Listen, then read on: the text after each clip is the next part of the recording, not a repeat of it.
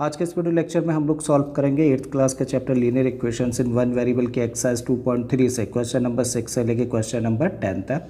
Last video lecture में हम लोगों ने क्वेश्चन नंबर 1 से लेके क्वेश्चन नंबर 5 तक सारे क्वेश्चंस करे थे और अब हम लोग उसी एक्सरसाइज को इस वीडियो लेक्चर में कंटिन्यू कर रहे हैं। ठीक है, तो यहाँ पर हम लोगों को बोला गया है solve the following equations and check your results. तो यहाँ पर हम लोगों को लीनियर इक्वेशंस दे रखी हैं। सबसे पहले तो इन इक्वेशंस को हम लोगों को सॉल्व करना है, मतलब वेरिएबल की वैल्यू निकालनी है।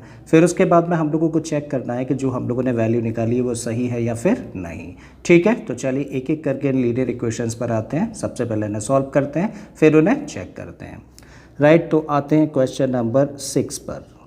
तो क्वेश्चन नंबर 6 में जो हम लोगों को लीनियर इक्वेशन दे रखी है वो है 8x + 4 = 3 × x - 1 + 7। हमें क्या करना है, इस इक्वेशन को सबसे पहले सॉल्व करना है। मतलब इस इक्वेशन में जो वेरिएबल है वो x है, तो x की वैल्यू हम लोगों को फाइंड करनी है।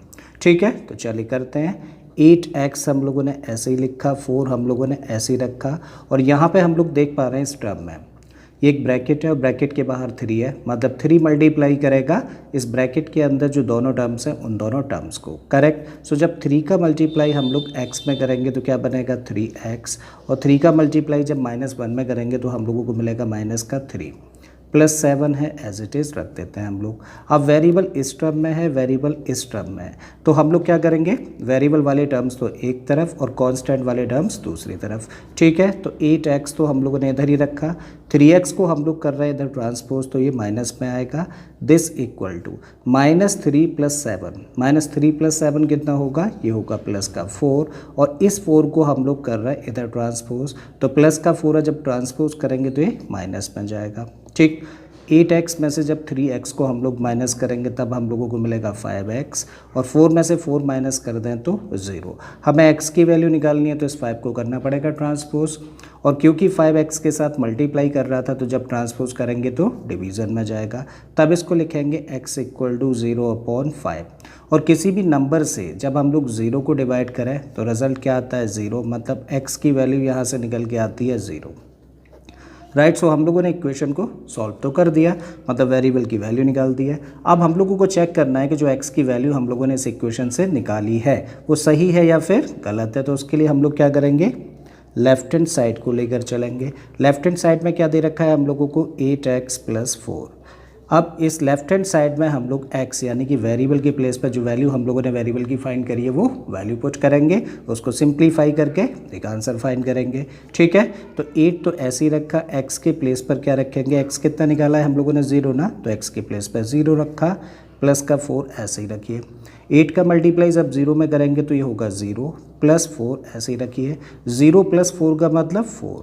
इसका मतलब जब लेफ्ट हैंड साइड में हम लोगों ने वेरिएबल के प्लेस पे उसकी वैल्यू रखी जो हम लोगों ने निकाली थी, तो रिजल्ट आता है कितना, 4। अब आते हैं हम लोग राइट हैंड साइड पर। तो राइट हैंड साइड हम लोगों को क्या दे रखी है, 3 × x - 1 + 7। यहाँ भी क्या करेंगे, x यानी कि वेरिएबल के प्लेस पर जो वेरिएबल की वैल्यू निकाली है वो पुट कर देते हैं। तो 3 तो ऐसे ही रखा, x के प्लेस पर रखा हम लोगों ने 0, -1 + 7, करो इसको आगे सिंप्लीफाई। तो 3 ऐसे ही रखा, 0 - 1 का मतलब क्या हुआ, -1, +7 ऐसे ही रखते हैं। 3 का मल्टीप्लाई जब -1 में करेंगे तो क्या होगा, -3 +7।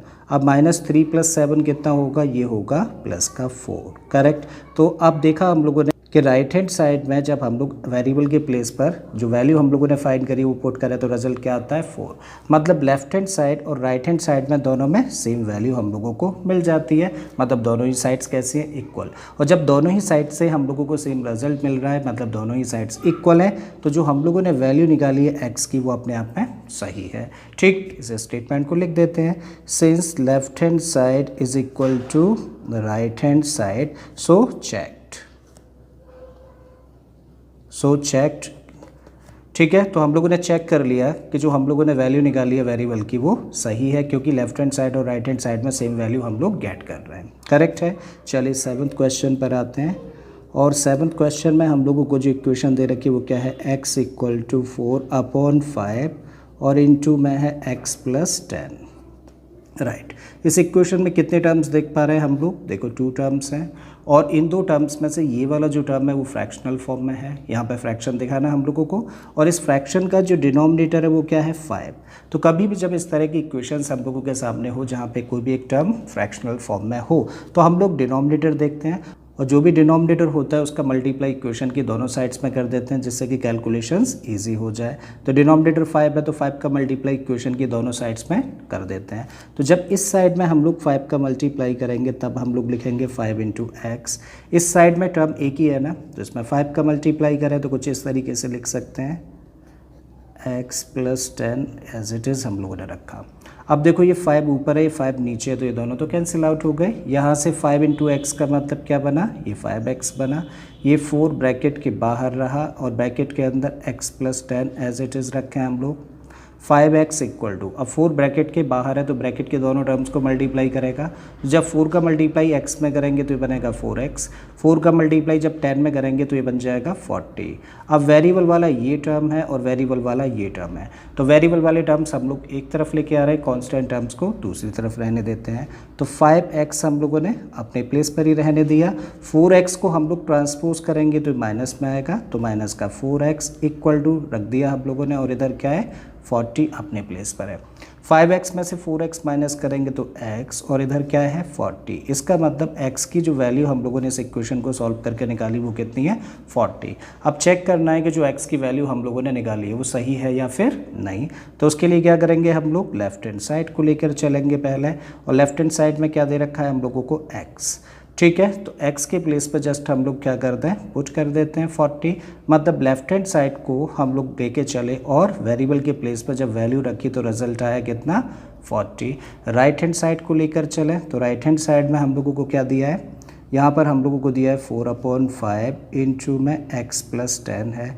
रखिए वेरिएबल के प्लेस पर जो वेरिएबल की वैल्यू निकाली है 40, तो 4/5 तो एज इट इज़ रखा, x के प्लेस पे हम लोगों ने रखा 40 प्लस में 10 रख देते हैं। एक बार फिर से इसको सिंप्लीफाई करें तो 4/5 40 प्लस 10 कितना हो जाएगा 50। 5 से कर दे इसको डिवाइड तो 10 टाइम्स हुआ, 4 और 10 का मल्टीप्लाई करेंगे तो 40। जब हम लोग राइट हैंड साइड को लेकर चले और राइट हैंड साइड में जो वेरिएबल है वेरिएबल के प्लेस पर ये वैल्यू रखी तो रिजल्ट मिला कितना 40। लेफ्ट हैंड साइड में भी रिजल्ट क्या मिला था 40। इसका मतलब लेफ्ट हैंड साइड और राइट हैंड साइड दोनों ही साइड्स कैसी हैं इक्वल है।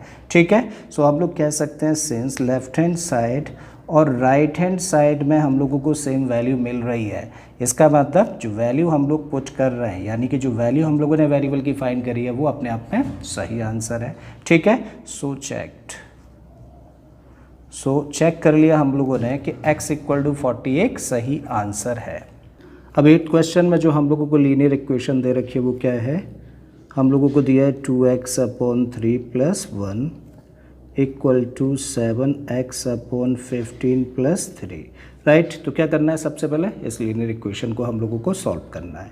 अब जब इसे सॉल्व करना है तो हम लोग देख पा रहे हैं कि इस इक्वेशन में कितने टर्म्स हैं, यहाँ पर 4 टर्म्स हैं, जिनमें से ये 2 टर्म्स कैसी फॉर्म में हैं फ्रैक्शनल फॉर्म में हैं। तो जब भी कभी किसी भी इक्वेशन के एक से ज़्यादा टर्म्स फ्रैक्शनल फॉर्म में हों तो हम लोग क्या देखते हैं डिनोमिनेटर्स दोनों के। तो देखो इसका डिनोमिनेटर 3 है, इसका डिनोमिनेटर 15 है, तो दोनों के डिनोमिनेटर्स क्या हैं 3 और 15। तो हम लोग क्या करें उन सारे के सारे डिनोमिनेटर्स का निकालते हैं एलसीएम। तो 3 और 15 का एलसीएम कितना होगा, इनका एलसीएम होगा 15। तो अब क्या करेंगे एलसीएम से इस इक्वेशन की दोनों साइड्स में मल्टीप्लाई कर देते हैं, इससे हम लोगों की इक्वेशन आसान हो जाती है सॉल्व करना। करेक्ट, तो 15 से जब इस टर्म को हम लोग मल्टीप्लाई करेंगे तो इसको लिख सकते हैं 15 इंटू 2x/3। 15 से जब इस टर्म को मल्टीप्लाई करेंगे तो कुछ इस तरीके से लिख सकते हैं इक्वल टू है लगा देते हैं।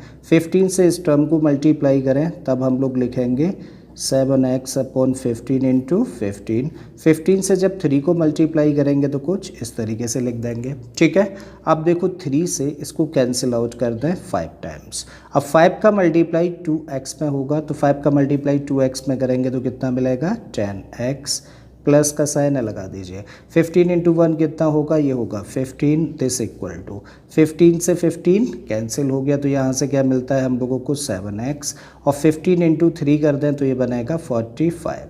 अब वेरिएबल इस टर्म में है और इस टर्म में है, तो क्या करें, वेरिएबल वाले टर्म्स तो एक तरफ और कांस्टेंट वाले टर्म्स दूसरी तरफ।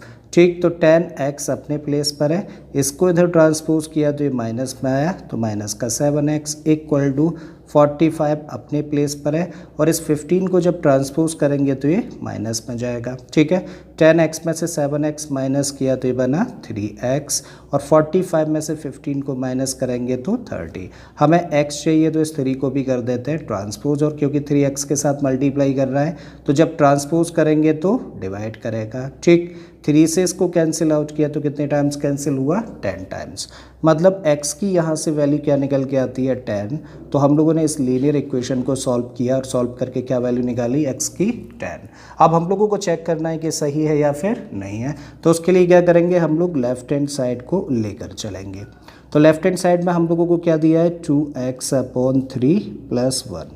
अब इस लेफ्ट हैंड साइड में जहाँ वेरिएबल है तो वेरिएबल के प्लेस पे क्या रख दें, जो वैल्यू अभी अभी हम लोगों ने फाइंड करी है, चलिए रख देते हैं। So this equal to 2x है ना, तो x के प्लेस पर रखिए 10, अपॉन में क्या है 3 प्लस 1 ऐसे ही रखिए। अब इसको क्या लिख सकते हो, 2 इंटू 10 का मतलब 2 इंटू 10 का मतलब क्या हुआ 20, अपॉन में 3 प्लस 1 को रख सकते 1 अपॉन 1। यहाँ पे डिनोमिनेटर्स क्या है, 3 और 1, दोनों का ले लेते हैं एलसीएम। तो जब एलसीएम लिया जाएगा दोनों का तो क्या होगा 3। अब 3 यहाँ भी है 3 यहाँ भी है, जब एलसीएम ही यहाँ पर है तो न्यूमरेटर एज इट इज़ हम लोग लिख देते हैं, लिख दीजिए, प्लस का साइन लगा दीजिए। 1 से 3 को डिवाइड करेंगे तो 3 टाइम्स डिवाइड होगा, जब 3 टाइम्स डिवाइड होगा तो 3 का मल्टीप्लाई इसके न्यूमरेटर यानी कि 1 के साथ करेंगे तो क्या मिलेगा 3, और इस तरीके से 20 प्लस 3 क्या में हुआ 23 अपॉन 3। मतलब लेफ्ट हैंड साइड में हम लोगों ने x के प्लेस पर, वेरिएबल के प्लेस पर जो वैल्यू निकाली थी वो रखी, तो रिजल्ट हम लोगों को मिलता है क्या 23 अपॉन 3। लेके चलते हैं अब हम लोग राइट हैंड साइड को। तो राइट हैंड साइड में हम लोगों को क्या दिया है, 7x अपॉन 15 प्लस 3, रखिए x के प्लेस पर क्या 10, तो 7 इंटू 10 अपॉन 15 और प्लस का 3 है। यहाँ पे हम लोग देख रहे हैं कि 10 और 15 5 से कैंसिल आउट हो जाएंगे 2 टाइम्स, और ये हुआ 3 टाइम्स। ठीक है, तो 7 इंटू 2 का मतलब हुआ 14, अपॉन में क्या है 3 है, प्लस 3 को क्या लिख सकते हैं, इसको लिख सकते हैं 3 अपॉन 1। अब क्या करना है, सिंप्लीफाई करना है। तो हम लोग देखें तो दोनों के डिनोमिनेटर्स क्या है 3 और 1। ठीक है, एलसीएम क्या होगा 3 होगा। अब एलसीएम ही यहाँ पे रखा हुआ है तो न्यूमरेटर एज इट इज़ लिख दिया जाएगा, मतलब 14, प्लस का साइन लगा दीजिए। 1 से इसको डिवाइड करेंगे तो 3 टाइम्स डिवाइड होगा, तो 3 का मल्टीप्लाई इसके न्यूमरेटर यानी कि 3 के साथ में करेंगे तो क्या मिलेगा 9 मिलेगा। करेक्ट है।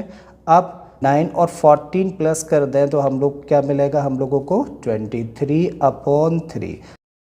तो देखिए जब हम लोगों ने राइट हैंड साइड में वेरिएबल के प्लेस पर 10 रखा तो रिजल्ट क्या मिला 23 अपॉन 3, और यहाँ लेफ्ट हैंड साइड में भी हम लोगों को क्या रिजल्ट मिला 23 अपॉन 3।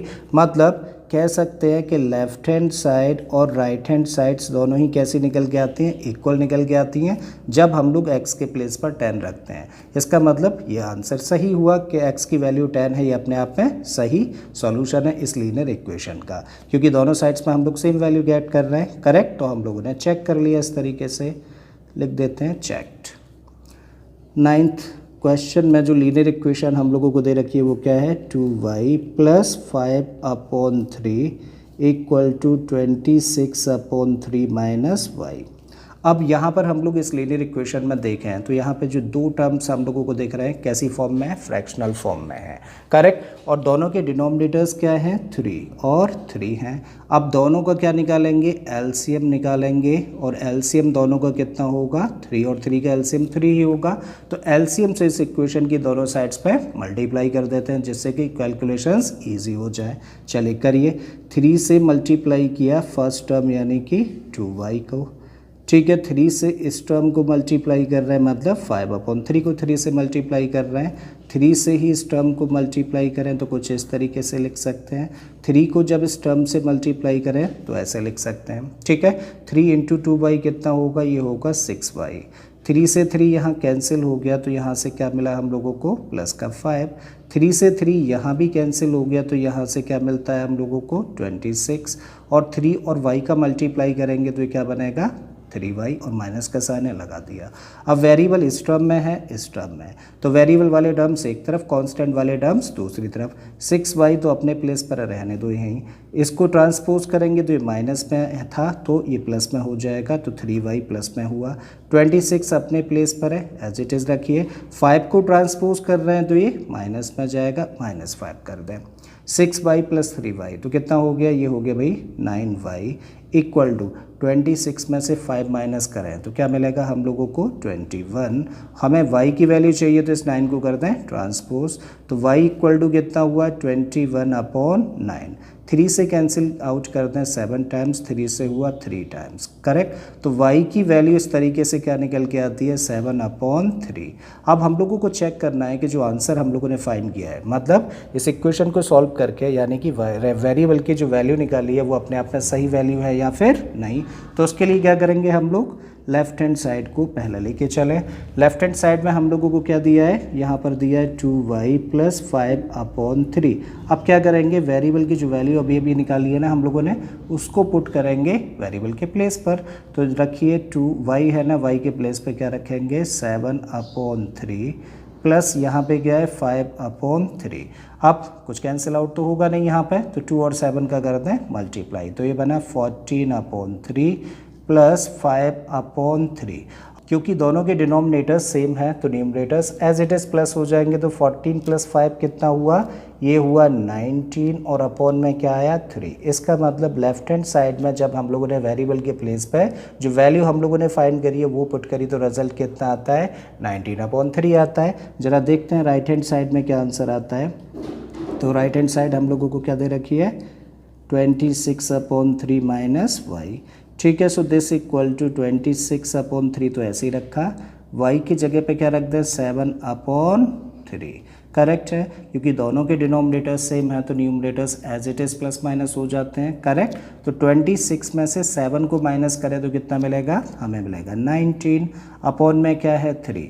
मतलब राइट हैंड साइड में जब हम लोगों ने वेरिएबल के प्लेस पर जो वैल्यू फाइंड करी थी वो रखी तो रिजल्ट मिलता है 19/3, और लेफ्ट हैंड साइड में भी यही रिजल्ट मिलता है। तब हम लोग कह सकते हैं since left hand side is equal to right hand side, so हम लोग ने चेक कर लिया कि y की जो वैल्यू हम लोगों ने इस इक्वेशन को सॉल्व करके निकाली है वो सही आंसर है, ठीक है। अब 10th क्वेश्चन में जो इक्वेशन हम लोगों को दे रखी है वो क्या है 3m = 5m - 8/5। इसको सॉल्व करना है तो देखें कितने टर्म्स हैं, देखो 3 टर्म्स हैं।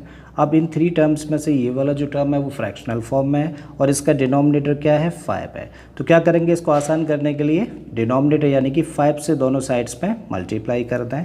तो जब 5 से इसको मल्टीप्लाई करेंगे तब इसको लिख सकते हैं 5 × 3m।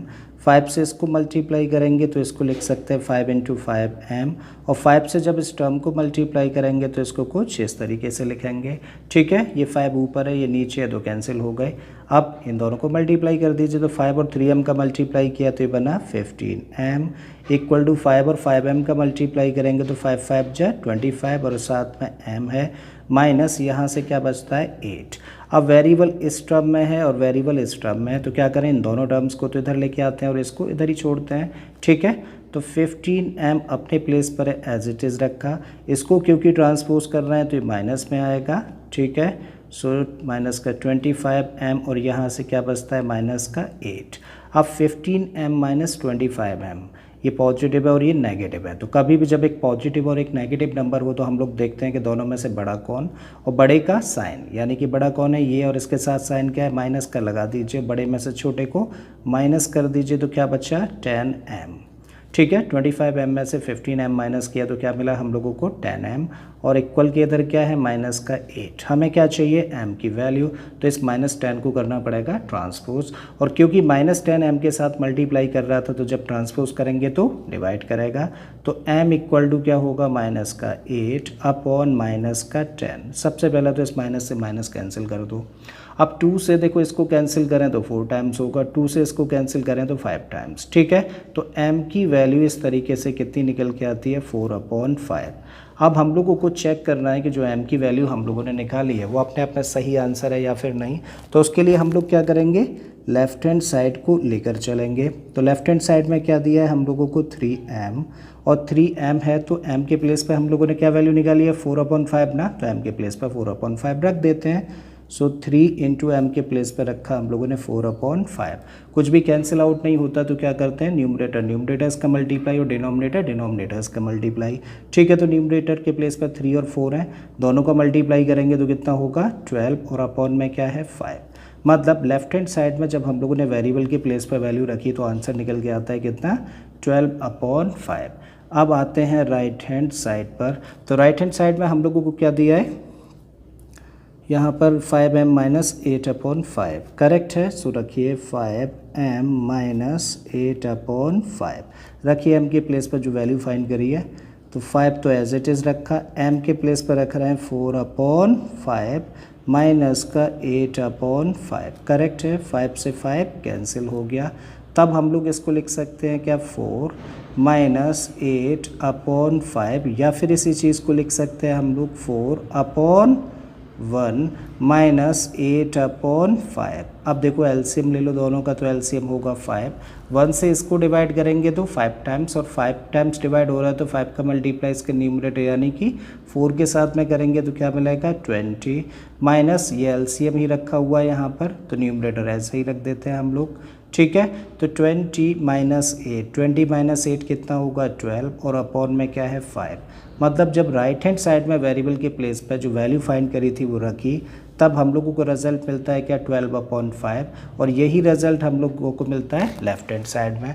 मतलब लेफ्ट हैंड साइड और राइट हैंड साइड में सेम आंसर मिल रहा है। तो जो हम लोगों ने वैल्यू फाइंड करी है m की, इस इक्वेशन को सॉल्व करके वो अपने आप में सही वैल्यू है। ठीक है, तो लिख देते हैं since left hand side equal to right hand side. So हम लोगों ने चेक कर लिया कि m की जो वैल्यू हम लोगों ने निकाली है वो अपने आप में सही वैल्यू है। ठीक है, मुझे उम्मीद है स्टूडेंट्स के सारे क्वेश्चंस आपको बड़े अच्छे से समझ आए होंगे। अगर ऐसा है तो प्लीज़ वीडियो को लाइक कर दें, चैनल को सब्सक्राइब कर लें, और बाकी के क्वेश्चंस के लिए आप मेरी प्लेलिस्ट में चले जाइए। इस तरीके के बहुत सारे क्वेश्चंस मैंने ऑलरेडी अपलोड किए हैं। मैं फिर से आता हूँ एक नए क्वेश्चन, एक नए कॉन्सेप्ट के साथ में। Till then keep learning and thank you for watching this video.